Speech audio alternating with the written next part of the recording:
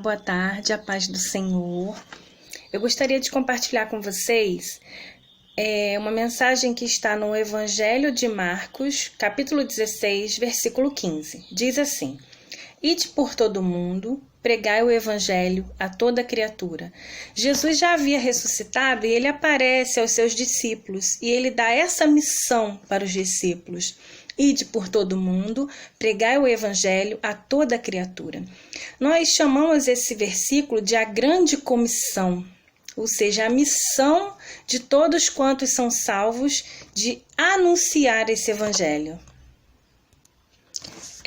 Para ilustrar esse tema, eu vou contar para vocês uma experiência pessoal.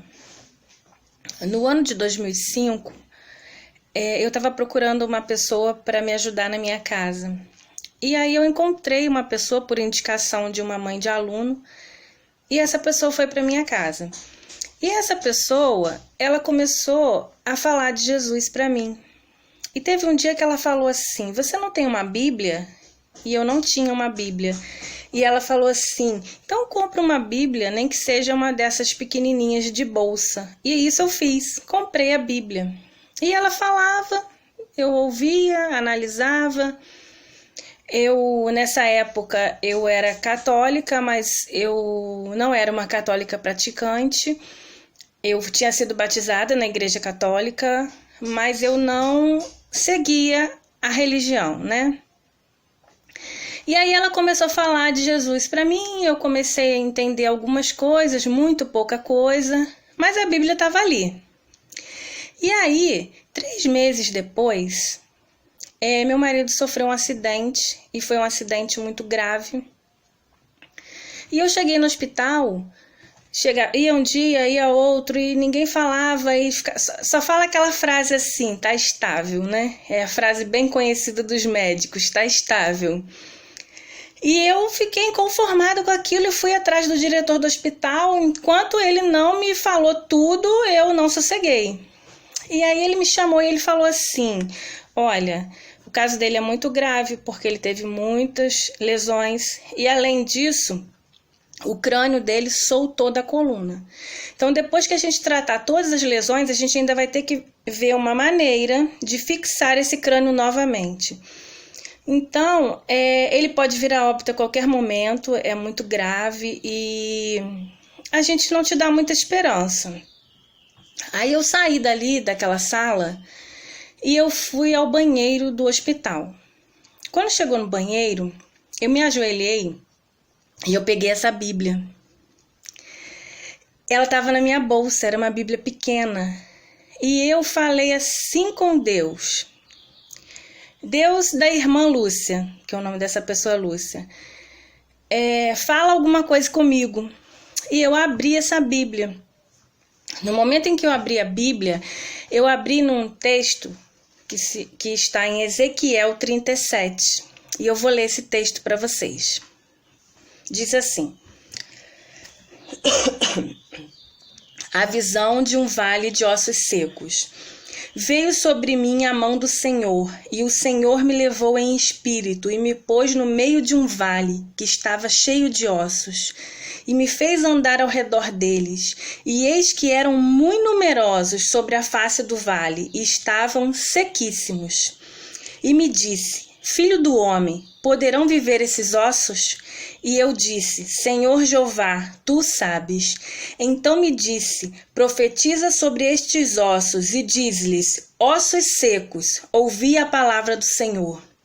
Assim diz o Senhor Jeová a estes ossos: e eis que farei entrar em vós o Espírito e vivereis. Então, por que eu quis contar para vocês essa história? Para finalizar a história, depois de 2 meses, o meu marido saiu do hospital e ele saiu de lá andando. Ele não ficou com nenhuma sequela e, assim, motivo para glorificar a Deus. Então, essa experiência pessoal que eu tive com Deus, ela mostra que Deus fala conosco em várias situações. Eu ali naquele momento eu falei: Deus da irmã Lúcia. Eu estava ainda buscando um encontro com esse Deus. Mas eu li no início do vídeo: ide por todo mundo, pregai o evangelho a toda criatura, não foi isso? Então a Lúcia, ela fez isso.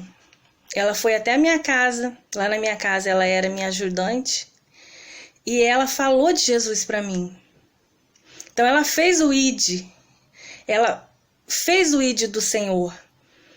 E a palavra de Deus diz que nós temos que falar de Jesus para as pessoas. Nós temos que falar das coisas que Jesus fez na nossa vida. Nós temos que ser testemunhas para as pessoas do bem que Deus, do bem que Cristo faz por nós. E a palavra também diz, eu vou ler aqui em João 4,36, o que ceifa recebe galardão e ajunta fruto para a vida eterna, para que assim o que semeia e o que ceifa ambos se regozijem. Falar da questão da semeadura e da ceifa. Esse mesmo texto ele diz que muitos vão semear e que muitos vão ceifar, ou seja, aquela palavra que você lançou no coração de alguém e naquele momento aquela pessoa não aceitou e você de repente se entristeceu e pensou, poxa, foi em vão? Não foi em vão, porque aqui diz que os que semeiam e os que ceifam se regozijam. Jesus estava falando aqui nessa ocasião que aquele determinado grupo de pessoas iam ceifar num local onde eles não tinham semeado. Então, muitas vezes, você já falou para várias pessoas, aí um determinado dia ela vai lá em alguma igreja ou ela tem um encontro com alguma pessoa e ela aceita. Mas essa semente, ela já estava ali, ó. Ela foi brotando, ela foi crescendo e um belo dia o Espírito Santo de Deus convence o homem.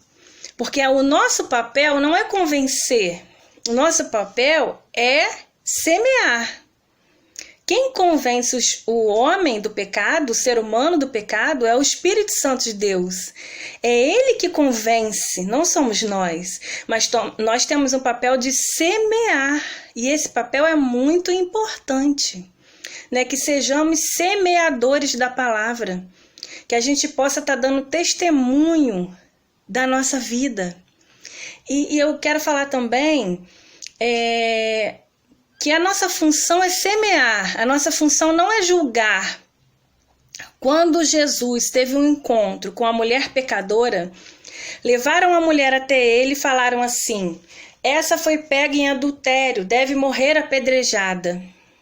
E Jesus tem uma reação ali totalmente diferente do que eles esperavam. E Jesus fala assim: quem não tem pecado, que atire a primeira pedra. E com isso, todos eles foram saindo e foram embora. Depois Jesus olhou para aquela mulher e falou: mulher, onde estão os seus acusadores? E não tinha mais nenhum.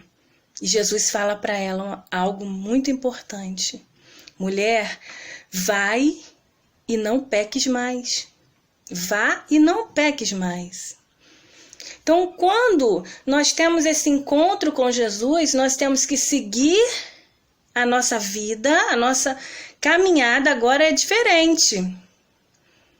Então é importante a gente saber que nós já cometemos coisas erradas e cometemos no passado e cometemos ainda hoje muitas coisas que Jesus não nos chama para ser juiz, ele nos chama para ser semeador. Para você falar do amor de Deus, para você falar do que Deus tem feito na sua vida. E aí o Espírito Santo de Deus se encarrega de convencer o homem do pecado. Então, irmãos, não seja um juiz, não seja um condenador, não jogue ninguém no inferno antes da hora. Seja um semeador.